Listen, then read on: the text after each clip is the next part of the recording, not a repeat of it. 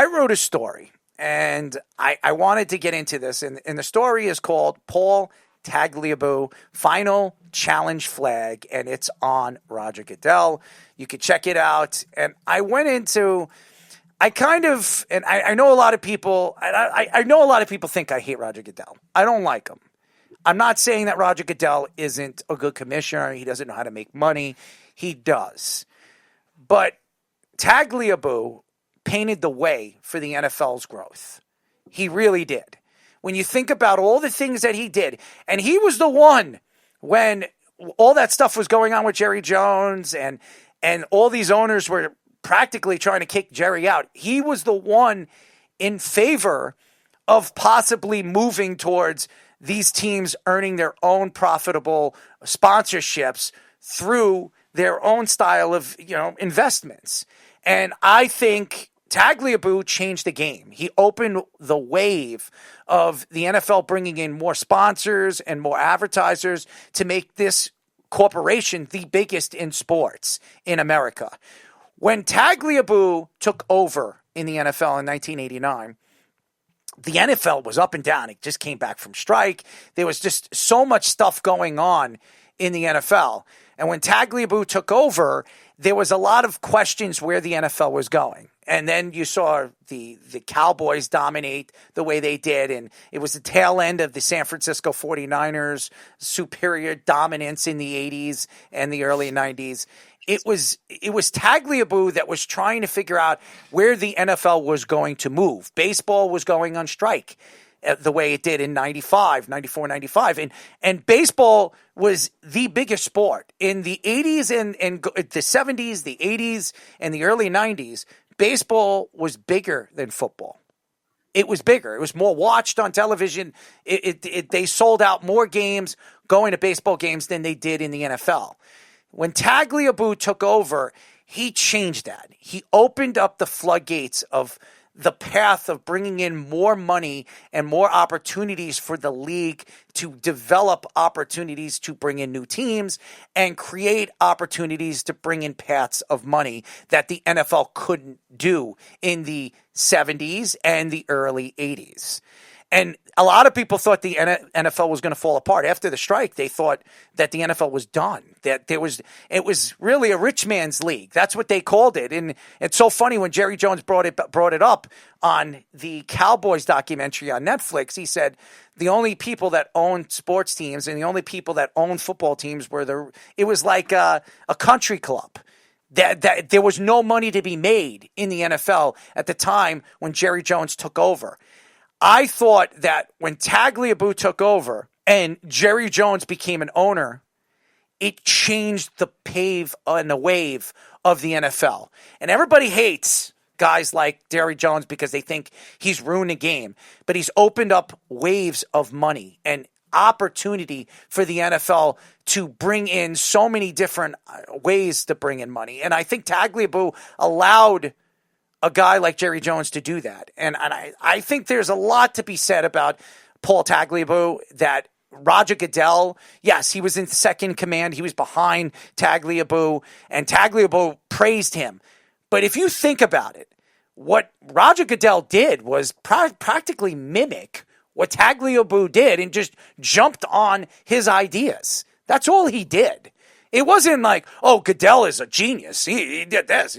What Tagliabue did was he didn't make enough money as the commissioner, as we see Roger Goodell just making a pave of money. Think about it.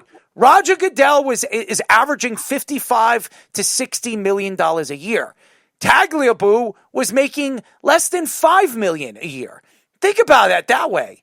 It bothers me because when you think of Goodell, and I know a lot of people like Roger Goodell, and it's fine. He has helped the game in bringing in advertisement and money. I think Speedy could have done it. I think I could have done it. I think Fish could have done it. I think you could have done it, Jabba. I don't think it's rocket science what the NFL has done. I just think it's changed. What Tagliabue did was bring in expansion and teams to the league. Think about it. When he brought the Panthers into the league, how long did it take them to get to a Super Bowl? 9 years. 9 years.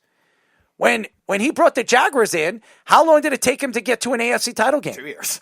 When the Ravens when he brought the Ravens in. How long did it take them to win a Super Bowl? 5 years. That, my friends, says a lot about Paul Tagliabue. Now let's look at the expansion teams that Roger Goodell has brought in. With all the crazy stuff that's happened in the NFL, the Ray Rice, the domestic violence, everything that's gone on, it's happened under Goodell, not Tagliabue. Think about it that way. All this crazy crap that's happened, and now everybody's trying to find ways to make excuses, and the NFL is trying to way to just brush it under the rug. I'm not saying the CT situation. That wasn't under Tagliabue. That was under Goodell. So Goodell has just been a disgrace in my eyes with the NFL. Now, yes, he's grown the sport. I think a baby could have grown the sport because the sport, everybody loves contact sports. Everybody loves the aggressiveness of the game. So there's no doubt about it.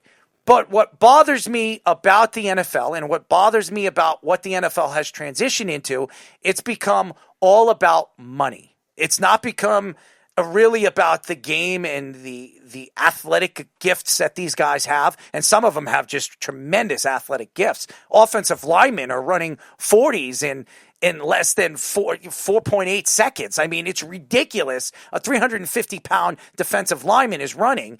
They didn't have that. And then they changed the rules to better the offense. Does that make the game better? Well, it helps the youngsters bet on fantasy football. That's why he did it. Roger Goodell changed the games and the rules to help fantasy sports.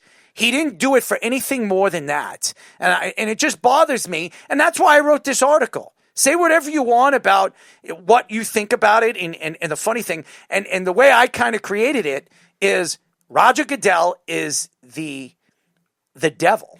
To me, that's what I think he is. And Tagliabue is the angel of good. He was he's a good angel tried to save the league and made the league better. I think it's an incredible feat. And I think Tagliabue, may he rest in peace. My heart goes out to him and his family. To hear somebody like that go 84 years old, that's still kind of young. And congestive heart failure. I mean, that's a horrible way to go. But Jabba, your thoughts?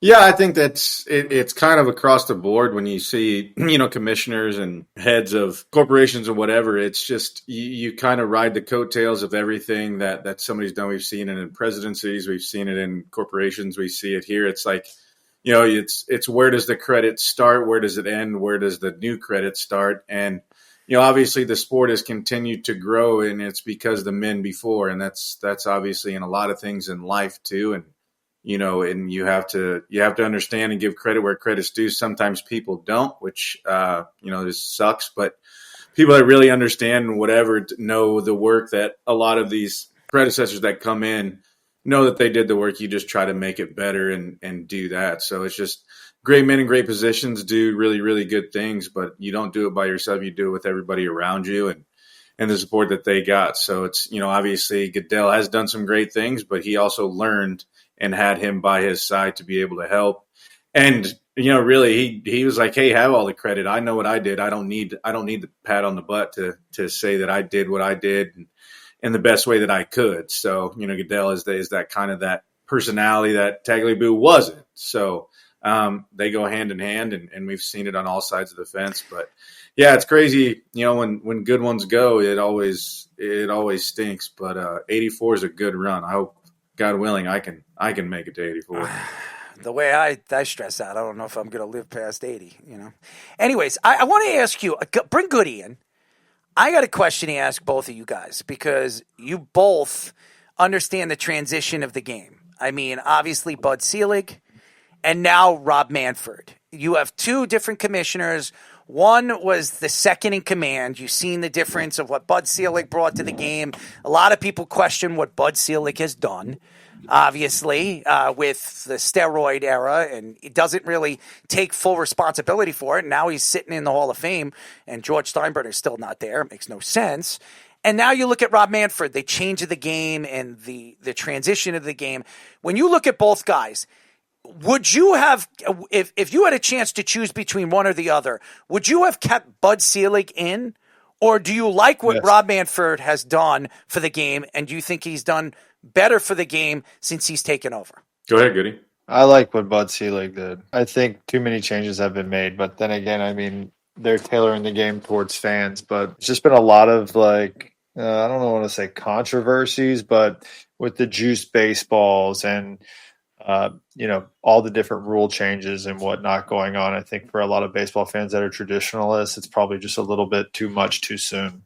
If you pick up a Bud Selig ball and you pick a Rob Manfred ball, you can tell the difference right off the bat. They're way different. It's weird. I mean, and you can kind of go stadium to stadium, but balls in general, when you get where you could 100% tell the difference, you have to evolve with times and change. And I get it. And there's obviously some things that Bud did that, people didn't agree with. He left and was still a commissioner, but still had an office at the Brewer Stadium that his daughter sat in that a lot of people didn't agree with. But, it's you're kind of you can't win for losing really when you're kind of in those positions, because you're damned if you do, damned if you don't for some things. You're always going to be under the microscope, so it's tough. I don't know if I'd ever want to be in that position, just because it's you have to listen to all sides, and sometimes you get clouded in how your perception as a person of what do you want to see for this game, and the people that are valued to this game is tough to do when you've got so many directions of the business side, the personal side, and everything else. So it does get tough. Being in those meetings sometimes aren't very fun when you're, going through them, and, they talk about the state of the game, and I can only speak about my sport. Obviously I don't know much about what goes on in the other sides of it, but yeah, I think Bud was a different kind of more old school. And I guess Rob has kind of been thrown to the wolves a little bit, how the game has changed and what it is. I mean, there's some things that people like. There's some things that people didn't think they would like that haven't really changed much of the game. And then there's others where I'm just like, this is stupid. Like, it frustrates me as a baseball enthusiast and somebody that loves the game of baseball, where you're like, is it really his final decision? Yeah, but is there more that goes into it? Yeah. I mean, at the end of the day, Manfred has grown the game of baseball. So I guess he's doing his job. It's just maybe for some, it's too soon, too much too soon. I guess. You know what turns me off is we spoke about, we had obviously Tim Donaghy on the show, and I brought up David Stern. You know what I think about Adam Silver and what he has done for the game of basketball. I think he's let the players completely take over the game. And he didn't like Stern for some reason, obviously many reasons. And I put two and two together with what David Stern did and then Adam Silver. And if you look at what Stern did, he didn't let anybody push him around. When Stern, you heard it from Tim. Tim said he reached out to the FBI, and the FBI was afraid of him. He would not let go of this until he dropped the hammer on Tim Donaghy.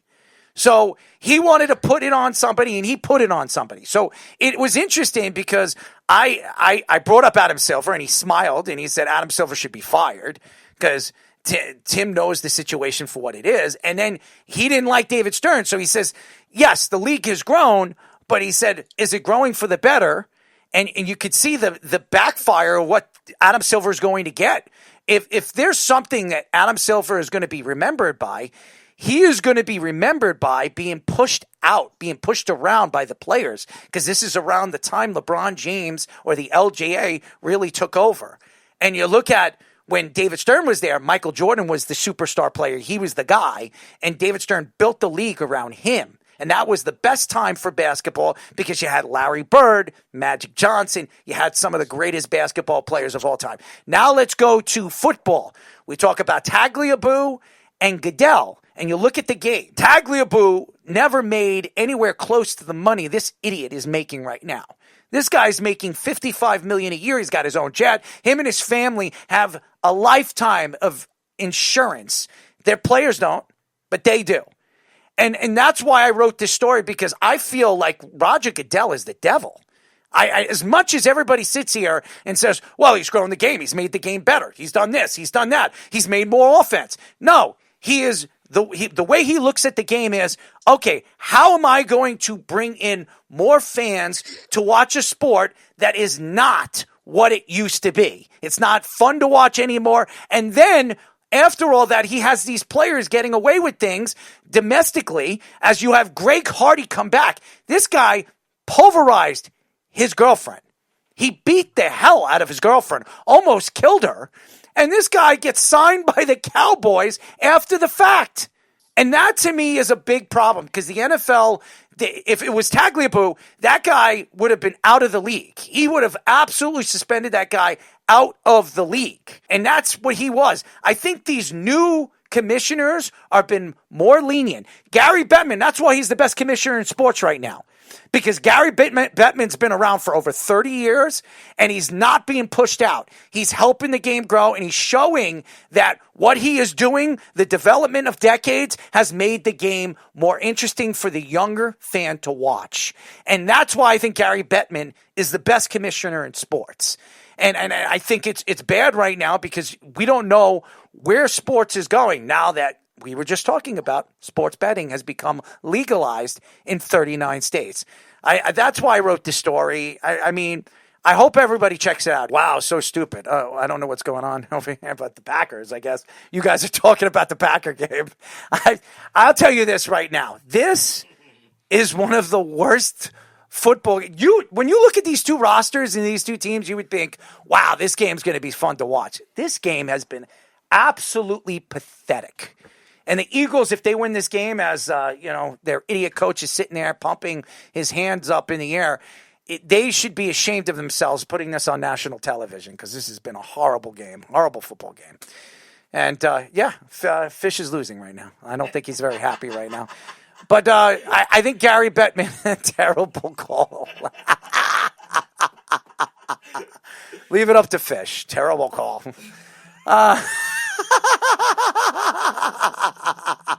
But I wanted to hear you guys take, because you guys you've been a part of the league. You've seen the league for what it was in the transition of the league.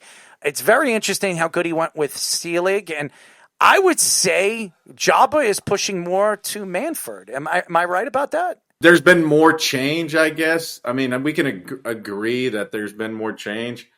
Has it happened fast? I think Seelig was kind of in an era where it was there was the steroid era that I guess towards the end was that the Rocky Humidor ball stupid thing or whatever. So yeah, I don't really care. Like, honestly, they're going to be there, but at the end of the day, I don't really have much to say because you don't really have encounters. You hope he does it for the right reason. I'm going to tell you guys this. This is a great segment because I didn't know where it was going to go, and I wanted to know. And it's interesting how Goody likes the old way. He thinks that Bud, the transition of Bud, and maybe right now the way the league is transitioned, maybe if Bud was the commissioner, it'd be a different sport, maybe a better sport, and I think Jabba goes the other way and looking at the sport where he likes the transition. He thinks it's opened up the floodgates for the sport to grow. So it's interesting. It really is. Again, this to me, the Tagliabue and the Goodell story that I have written up, I'm telling you guys, read it. It's funny. And it's my take of thought on where I think the NFL has gone, and disturbing what I think Roger Goodell is as a person. So it's funny. If you like to laugh, read it. It's funny. That's all I'm going to say.